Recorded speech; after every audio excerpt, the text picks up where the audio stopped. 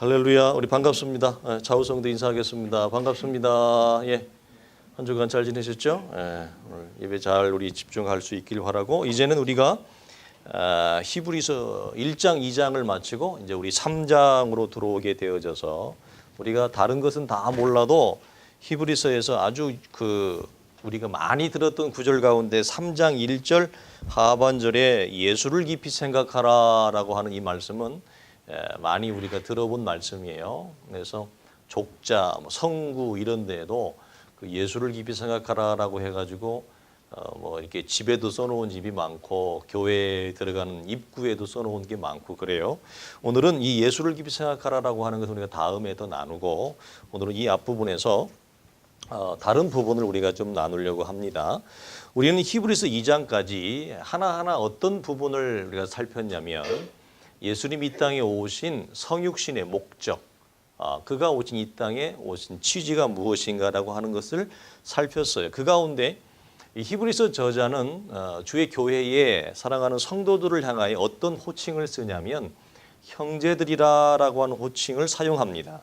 우리는 이미 앞에 히브리서 2장 11절을 통해서 예수님께서 우리를 형제라 부르기를 부끄러워 아니하신다라고 하는 말씀에 대천명이 있었어요. 사실 저는 개인적으로 교회에서 집사님, 권사님, 장로님 이 소리보다는, 이 직분을 부르는 호칭보다는 그냥 전체적으로 통일되게 형제여, 영어로 실제로 brothers 그러죠. 그다음에 자매여, sisters.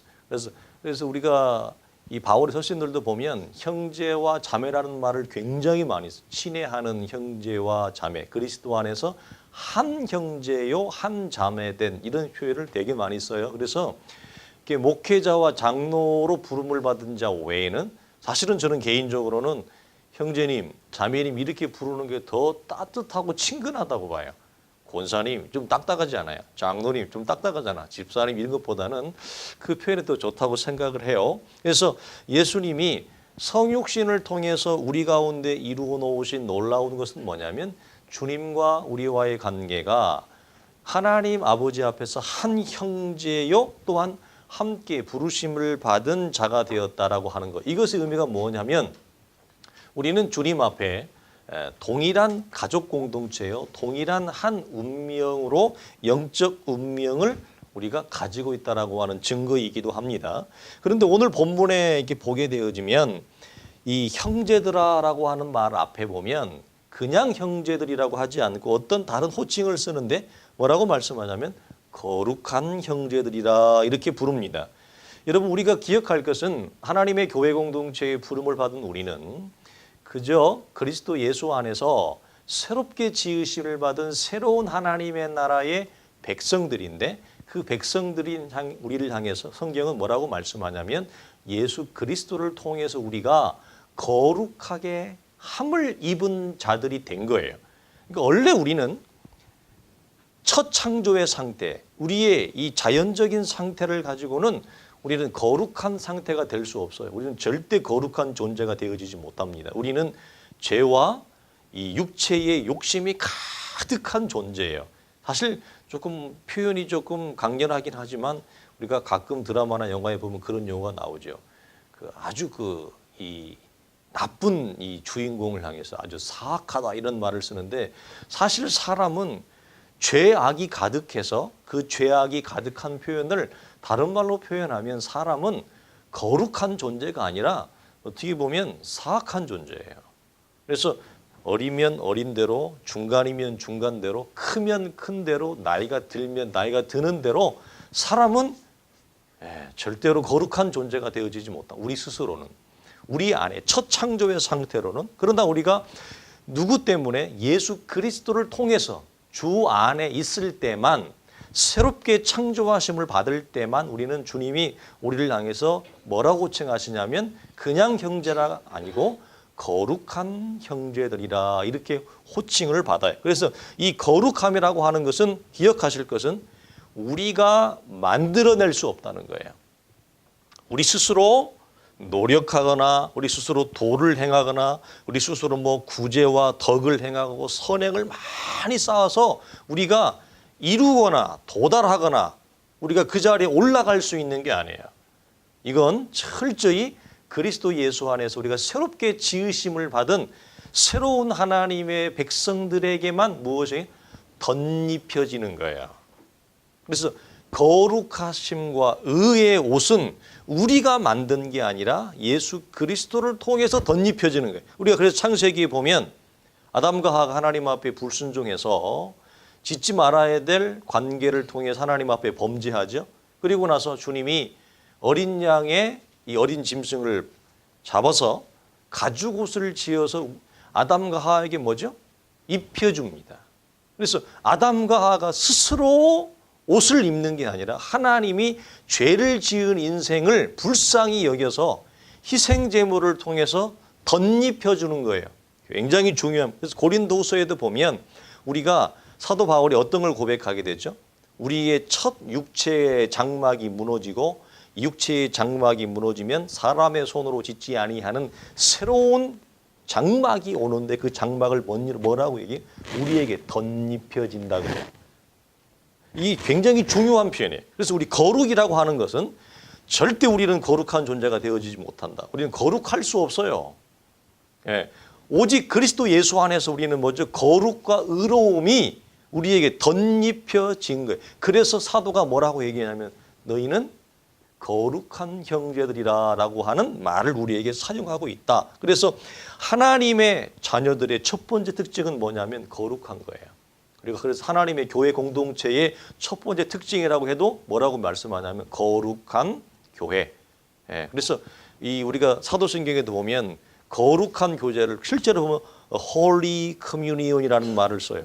그러니까 교회 안에서 그냥 교제하고 나누는 게 먹고 마시고 놀고 떠들고 가면 의미가 없죠. 뭐하고 똑같아요? 네, 클럽, 동호회 사람들이 모여서 클럽 동호회 사람들도 모여서 뭐 해요? 먹고 마시고 놀고 그리고 막 재밌게 얘기하고 가요. 그 안에 무엇이 없어요? 거룩한 교제가 없어요. 여러분 거룩한 교제의 중심은 무엇일까요? 예수 그리스도입니다. 예수 그리스도를 통해서 우리가 거룩하고 의롭게 되어진 그 중심의 교제와 나눔이 없이 가는 것은 의미가 없습니다. 그래서 우리가 레위기 11장 45절에도 보면 나는 너희의 하나님이 되려고 너희를 애굽 땅에서 인도하여 낸 여호와라. 내가 거룩하니 너희도 거룩할지니라. 그래서 하나님이 우리를 거룩한 존재로 새롭게 창조하시는 이유 가운데 하나는 뭐냐면 그분 자신이 거룩하기 때문에 그래요. 그래야 우리가 어떻게 해요? 하나님과 뭐 할 수 있어요? 교제할 수 있어요. 이 부분을 우리는 확인을 하게 되어집니다. 하나님의 자녀의 두 번째 모습으로 성경이 보이는 것은 참 기가 막힌 표현인데 저는 이 표현을 참 좋아합니다. 3장 1절 앞부분에 보면 그러므로 함께 하늘의 부르심을 받은 거룩한 형제들아 돼 있죠. 우리가 거룩한 형제들은 나누었으니까 함께 하늘의 부르심을 받은 자. 제가 이렇게 친한 이 동역자들과 이메일을 이렇게 주고받을 때 제가 자주 쓰는 이 문구가 뭐냐면 주 안에서 함께 부르심을 받은 사역자라는 말을 제가 굉장히 즐겨 써요. 평상시에 쓰기에는 좀 오글거리는 표현인데 편지를 쓸 때는 이렇게 멀리 떨어져 있으니까 자주 못 보니까 영국에 있는 그 친한 사역자들이랑 가끔씩 이메일로 교제할 때는 이렇게 함께 하늘의 부르심을 받은 주 안에서 누구된 이렇게 딱 이렇게 표현을 해요. 굉장히 여러분 아주 너무너무 좋은 표현이에요.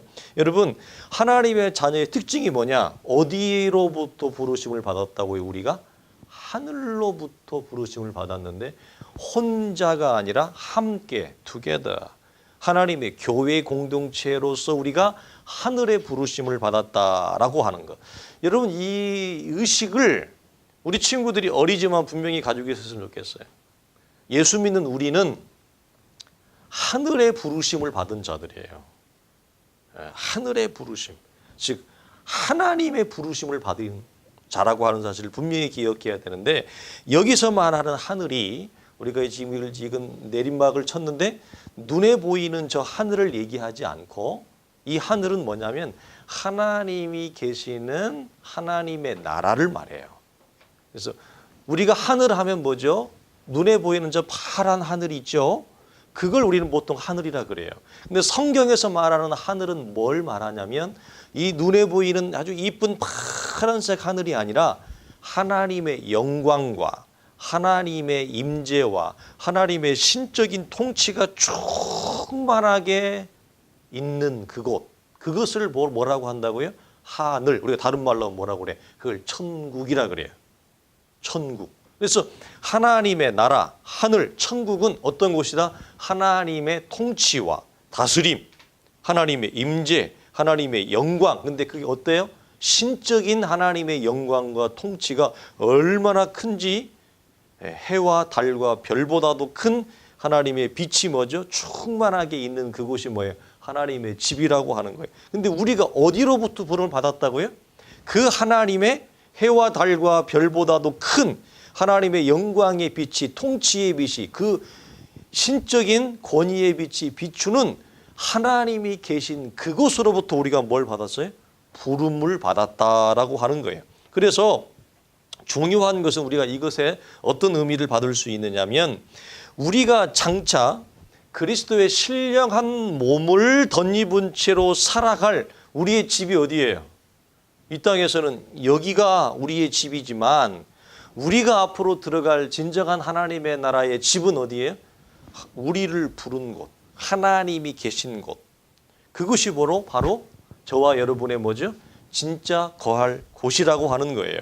자, 성도의 부르심이 여러분 땅이 아니라 하늘로부터 왔다. 여러분 분명히 기억해야 된다고 그랬어요. 이 하늘로부터 왔다고 하는 것은 두 가지 의미가 있는데 성도의 정체, 너의 정체는 뭐냐? 너는 남자냐 여자냐? 너는 몇 학년이냐? 너의 옷은 정체가 뭐냐? 에? 너는 신발을 못 신었느냐? 에? 좋은 거 안 신었는데? 이게 아니고 성도의 정체가 뭐예요? 우리가 하늘로부터 불을 받았다라고 할 때 첫 번째 의미가 뭐냐? 성도의 진짜 정체가 뭐냐라고 할 때 우리의 정체성을 의미해요. 하나님의 자녀들은 하늘로부터 부르심을 받은 자. 이게 성도예요, 성도. 그래서 우리가 거듭난다. 요한복음 3장에서 예수님 니고데모와의 대화 속에서 네가 거듭나지 아니하면 무엇을 볼 수 없다고 그랬어요? 하나님의 나라를 볼 수 없다고 그랬어요. 그런데 그 하나님의 나라를 볼 수 있는 자들의 특징, 거듭나는 것, 구원의 원 의미가 뭐라고 그랬어요? 위로부터 주어지는 자, 하늘로부터 태어나는 자. 이 뜻이 뭐라고요? 거듭나는 거예요. 구원과 거듭남의 헬라어적인 언뜻이 뭐냐? 하늘로부터 부름을 받아 하늘로부터 새롭게 태어나는 자가 거듭나는 거예요. 그래서 하늘로부터 부름을 받아 하늘로부터 새롭게 태어나니까 뭐죠? 하나님의 나라를 보는 거예요. 하늘에서 부름을 받지 않고 위로부터 태어난 자가 아닌 자는 하늘이 안 보여. 하나님과 하나님의 나라가 안 보여. 뭐만 보일까? 보이는 이 세상밖에 안 보이는 거예요. 땅밖에 안 보이는 거예요. 예, 성도란 이렇게 기억하세요. 성도의 정체성은 뭐다? 하늘로부터 부르심을 받은 자들이다. 이 뜻 여러분 기억하시고, 두 번째는 뭐냐? 성도의 방향성을 가리켜요. 방향성이라고 하는 것은 내가 태어난 고향을 얘기하는 거예요. 나를 있게 한 고향, 나를 태어나게 한 고향. 목사님 옛날에 한번 그랬죠? 목사님 어릴 때 태어났던 고향, 뛰어났던 고향이 있어요. 그래서 초등학교 2학년 때까지 살았던 동네가 있었는데 거기 가면 너무너무 좋아요. 너무너무 정말 재밌게 놀았던 데인데 지금 가면 아무것도 없어요. 아파트밖에 없어. 싹 밀어서 아파트밖에 없어. 목사님 초등학교 2학년 때 저 시골로 이사를 갔는데 초등학교 2학년 때부터 거기서 고등학교 때까지 지냈어요. 거기 집이 있었어. 집을 시골에서 땅을 사서 집을 지고 살았는데 그건 참 아름다웠어요. 산도 아름답고 정말 겨울이고 막 겨울 되면 산에 가서 놀고. 근데 그 산이 참 기억에 남는 것은 뭐냐면 아주 나지막한 앞산이 있었는데 앞산에 이렇게 올라가면은 천연 잔디구장이 있어. 그런 거 너희들 본 적 없지? 산에 올라가면 산등산이가 나지막한데 올라가기도 아주 편해. 너무 편한데 올라가서 보면 구릉지처럼 싹 이렇게 파였는데 천연 잔디구장이 있어. 너무너무 좋아. 뭐 하기에? 놀기에. 야구하고 축구하고 거기서 씨름하고 막 달리기. 요즘에는 그런 데가 없어. 너무너무 좋은 데였어. 그래서 온 동네의 식구들이, 온 동네의 형, 누나, 동생들이 거기 가서 막 다 뛰어놀았어. 너무너무 좋은 거야. 신기한 건 있잖아. 나무가 없어. 그 구릉지에 주변에만 있어. 그 누가 그렇게 만들어내줬는지는 모르겠는데 너무너무 이쁜 거야. 겨울에 눈 오면 경사가 있잖아. 비루푸대 가지고 난 썰매를 타면 너무너무 재밌게 놀았어. 근데 추억이 기가 막히죠. 거기 이 밤이 되면 해가 싹 넘어갈 때 보면 석양이 참 이뻤어. 그래서 겨울에 꿩 사냥도 하고 토끼 사냥도 하고 진짜 재밌게 놀았거든. 앞에는 막 그냥 논이 쫙 펼쳐져 있고, 에? 대신 아쉬운 건 뭐냐? 동네에 가게가 하나 없었어. 에? 편의점이 없었어. LG가 있어야 되는데, 이마트가 있어야 되는데, 이마트 홈플러스는 없어가지고, 뭐 하나 사 먹으려면 옆에 동네까지 뛰어갔어야 되는데. 그래서 달리기를 잘했던 것 같아. 하도 많이 뛰어다녀가지고. 근데 지금은 거기를 가면 어떻게 되느냐? 너무너무 추억이, 목사님 추억이 있던 곳인데 아무것도 없어. 뭐밖에? 공장밖에 없어. 너무너무 삭막해. 싹 밀어가지고 목사님 볼 때 그 기억이 나. 정말 그냥 산만한 이 중장비들이 와가지고 산을 밀어 제끼는데 이 조그마한 이 포크레인 이런 게 아니에요. 정말 크더라고. 어마어마하게 큰 장비들이 와가지고 그 일대에 산이라는 산, 동네라는 동네는 다 밀어버렸어. 지금 가면 공장에 굴뚝이 있어가지고 연기밖에 안 나. 얼마나 삭막한지. 사람은 자기가 태어난 곳을 이걸 본향이라 그래. 태어난 곳, 본향. 이걸 뭐 하냐? 그리워해. 나이가 들면 들수록 그곳을 소망해. 가보고 싶어. 그래서 목사님이 결혼을 하고 나서 우리 아내를 이리를 목사님 고향을 익산을 데리고 갔는데 초등학교는 아직 있는 거야. 초등학교를 막 보여주고 싶은 거야. 아들이 태어났어. 추석 때 한번 갔어. 아빠가 놀랐던 것을 보여주고 싶은데 가슴 아프게 뭐죠? 하나도 없는 거야. 다 사라졌어. 아빠가 놀았던 곳에 뭐가 있어? 아파트가 들어와 있어. 아무것도 없어. 너무 가슴이 아프죠. 그 굉장히 기분이 뭐라고 표현할 수 없을 정도로 좀 아려요. 성도의 부르심이 하늘이라고 하는 것의 두 번째 의미가 뭐라고? 우리의 방향. 성도가 나아갈 방향성을 얘기하는 건데 우리의 부름이 땅이 아니라 하늘이라고 하는 방향성을 얘기해요. 즉 무슨 말이에요? 나를 태어나게 한 곳. 나를 그리스도 안에서 하나님의 자녀가 되게 한 곳. 그것이 뭐죠? 하늘이에요. 그러면 사람은 자기가 태어난 고향을 모든 생명을 가진 존재는 뭐냐면 그것을 소망하고 그것을 그리워해요. 그리워하게 돼 있어요. 그리고 나이가 들면 들수록 뭐죠? 그 그리움이 더 커져요. 더 커져. 이런 거 있어. 우리 친구들은 아직 어려서 잘 모르겠지만 아직 부모님이 다 살아계시니까 모르죠. 부모님이 돌아가시면 처음에는 아버님, 어머님 얼굴이 기억이 나. 근데 좀 더 지나가면 이상하게 아버님, 어머님 얼굴이 기억이 잘 안 나. 어떤 때는 기억이 났다가 어떤 때는 또 기억이 사라져. 그래가지고 그러면 내가 왜 이러지? 우리 아버지 얼굴을, 우리 어머니 얼굴을 내가 어떻게 잊어버릴 수 있을까? 그래가지고 생각을 막 쥐어짜서 기억을 나게 막 하려고 그래. 그러면 또 기억이 나. 그런데 시간이 더 지나가면 기억이 안 나. 너무 오랫동안 안 보니까. 그래서 나중에 영정사진 그 이미지만 살짝 기억이 나려고 그래. 그러면 슬퍼. 슬퍼. 사람은 자기를 존재하게 한, 자기를 낳게 한 대상을 뭐죠?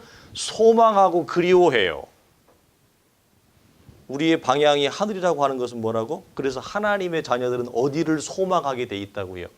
보이는 이 땅을 소망하는 게 아니라 보이지 아니하는 하나님의 나라를 소망하게 돼 있어요. 그래서 우리의 부르심이 하늘이라고 하는 것은 첫 번째 뭘 의미를 가지고 있다? 성도의 정체성. 성도란 무엇이라고? 하늘로부터 부르심을 받은 자. 그게 누구예요? 우리들. 두 번째로 뭐예요? 우리가 앞으로 나아가야 될 방향성이 어디에? 보이는 땅이 아니라 보이지 아니하는 하나님의 나라, 하늘이라고 하는 것을 성경이 두 가지를 얘기해요. 그래서 왜 우리가 보이는 땅이 다가 아니고 보이지 아니하는 하나님의 나라를 소망하느냐? 내가 거기로부터 태어났기 때문에 그래요. 거기로부터 태어났기 때문에. 여기 있는 우리 성도들이 고향이 다 달라요. 고향 같은 사람이 한 사람도 없어요. 에? 그런데 자기가 태어나는 것을 소망하고 그리워하는 것은 자연스러운 거예요. 제가 늘 이렇게 표현해요. 그걸 강요합니까? 자연스러운 겁니까? 자연스러운 거예요. 그런데 제가 이렇게 표현해 또 근데 예수를 믿는다고 하는데 자기가 태어난 것을 소망하지 않아요. 도대체 그 사람은 하늘로부터 부르심을 받은 사람이에요? 아니면 눈이 병든 거예요? 어디가 병든 거예요? 에? 눈이 병들어서 그게 하늘이 안 보이나 봐요. 자기가 태어난 것을 소망하고 그리워하는 것은 자연스러운 거예요. 그걸 가르치거나 강요하지 않아도 자연스럽게 올라와요. 그런데 심지어 강요하고 심지어 가르쳐도 자기가 태어난 것을 소망하지 않는다는 것은 그 사람의 눈이 병든 거예요. 아니면 태어나지 않았다든가. 둘 중에 하나인 것을 얘기합니다. 그래서 자 히브리서 뒤에 봅시다. 11장 말씀 보세요.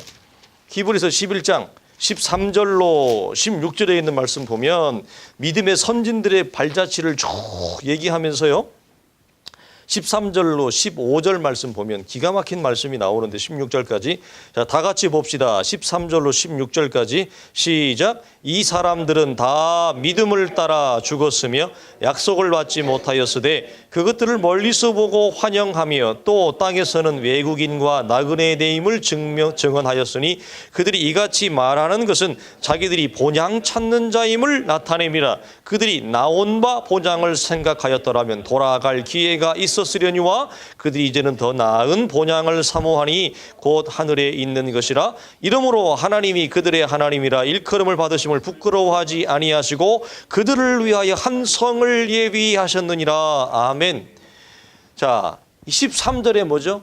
구약의 믿음의 선진들은 무엇을 보고 멀리서 자기들이 가야 될 곳을 바라봤다는 거예요. 근데 우리 신약에 있는 우리 성도들은 구약에 있는 성도들보다 이 나라가 가까워졌어요. 그 다음에 14절에 이렇게 얘기해. 자기들을 가리켜 스스로 뭐라고 얘기한다고요? 스스로 본향 찾는 자임을 그렇게 말해요. 우리를 가리켜서. 그래서 베드로도 뭐라고 얘기해요? 나그네와 행인 같은 너희를 구원하노니. 이 땅에서 우리의 삶이 나그네와 행인 같은 것이에요. 금방 지나가요. 우리 이 땅에서 우리가 뭘 찾는다고요? 나를 태어나게 한 나의 고향을 찾아요. 그래서 그들이 15절에 보여 나온 바 본향과 또 뭘 하나 더 얘기해 더 나은 본향을 대조하면서 자신들이 이 땅에 태어난 고향, 나온 본향을 그리워했다면 뭐 했다? 돌아가면 된다. 자기들이 그리워하는 것은 이 땅의 고향이 아니라 그리스도 안에서 나를 태어나게 한 더 나은 본향, 거기를 뭐한다? 소망한다. 우리가 하늘의 부르심을 받았다고 하는 것은 뭐라고요? 우리가 하나님의 나라 그 하늘을 뭐죠? 소망하고 즐거워하고 기뻐하는 거예요. 그래서 나온 본향은 뭘 가리켜요? 이 땅의 땅을 얘기한다면 더 나은 본향은 뭘 말해요? 하늘에 있음을 얘기해. 그래서 뭐라고 16절에 있습니까? 다시 한번 봅니다. 16절에 그들이 이제는 더 나은 본향을 사모하니 돼 있죠. 사모하니 즐거워하고 소망하고 이걸 그리워해요. 이게 뭐라고요? 하늘의 부르심을 받은 자들의 자연스러운 두 번째 특징이에요. 첫 번째는 거룩한 거. 이 거룩도 우리가 만든 게 아니라 그리스도를 통해서 거룩과 의로움 우리가 덧입었고, 그 덧입은 하나님의 자녀들의 자연스러운 두 번째 특징은 뭐라고요? 우리의 하늘을 뭐한다? 소망하게 되어져 있다라고 얘기해요. 그래서 말씀을 맺으면 예수님이 이 땅에 오신 성육신의 목적 가운데 하나가 뭐예요? 저와 여러분을 이곳으로 불러들이는 거예요. 가서 너희를 위하여 거처를 예비하면 내가 다시 와서 너희를 내게로 영접하여 나 있는 곳에 너희도 있게 하리라 돼 있어요. 마태복음 6장 19절 20절에 보면 이런 말씀이 있어요. 너희를 위하여 보물을 어디에 쌓아두지 마라. 땅에 쌓아두지 말라. 오직 너희를 위하여 보물을 어디에 쌓아두라고요? 하늘에 쌓아두라. 왜 하늘에 쌓아둬요? 우리의 본향이에요. 우리가 가야 될 곳이에요. 우리가 가야 될 곳이에요. 우리가 태어난 곳이에요. 이해되세요? 그래서 주님이 뭐라고요? 이 땅에 보물을 쌓아두지 말고 이 땅은 좀과 동록이 성하여 이것이 언제 무너질지 모르니 좀과 동록이 없는 너희가 태어난 고향, 너희가 앞으로 들어가 살 곳, 하나님의 나라를 향해서 뭐죠? 걸어가고 거기에 무엇을 쌓아두라? 보물을 쌓아두라. 이렇게 말해요. 그래서 우리 아까 맞은 히브리서 마지막 장에도 뭐라? 너희를 위하여 한 성을 예비한다. 요한 14장은 뭐 너희를 위하여 거처를 예비한다. 이게 뭘 의미해? 전부 다 우리가 들어가 살 곳을 얘기해요. 이 나라를 소망하게 되어져 있어요. 하나님의 자녀들, 하늘의 부르심을 받은 자들은 이게 특징이에요. 그렇죠? 그래서 종말의 신앙이 뭐죠? 자연스럽게 우리 안에 내재되어져 있어요. 종말론을 따로 가르치는 게 아니고 이 안에 자연스럽게 내재되어져 있다. 그래서 우리가 예수 믿는 횟수가 더해져 가고 우리가 나이가 들어가면 들어갈수록 뭐죠? 이 나라를 소망해야 돼요. 근데 이게 안타까운 것은 뭐냐면 교회 안에 오래 예수를 믿었다고 하는데 어떻게 하면 이 나라를 안 가려고? 이 나라를 안 가려고? 이 나라 가는 걸 그렇게 싫어해. 자기를 부른 곳을 가기를 싫어해. 자기가 태어나게 한 곳을 싫어해. 이상한 성도들이 있어요. 이 나라를 소망하고 이 나라 들어가기를 뭐죠? 즐거워해야 되는데, 그래서 내 생애를 통해서 하나님이 이루신 내 삶의 소명, 내 삶의 사명을 하나님 앞에 다 믿음으로 감당하다가 하나님이 부르면 그 나라에 들어가기를 이렇게 소망하고 사모해야 되는데, 이 소망과 사모가 뭐죠? 사라져버리는 이상한 비정상적인 경우를 봅니다. 주 안에서 우리는 함께 어디래? 하늘의 부르심을 받았다. 우리는 항상 이 땅에서 여러분 무엇하며 살아야 돼요? 이 나라에 들어갈 준비를 하고 살아야 돼. 이 나라에 들어갈 준비. 이걸 잊어버리면 안 돼요. 언제든지 나를 부르신 그 나라에 무엇? 준비라는 말 다른 말로 뭘까? 이사갈 준비하고 살아요.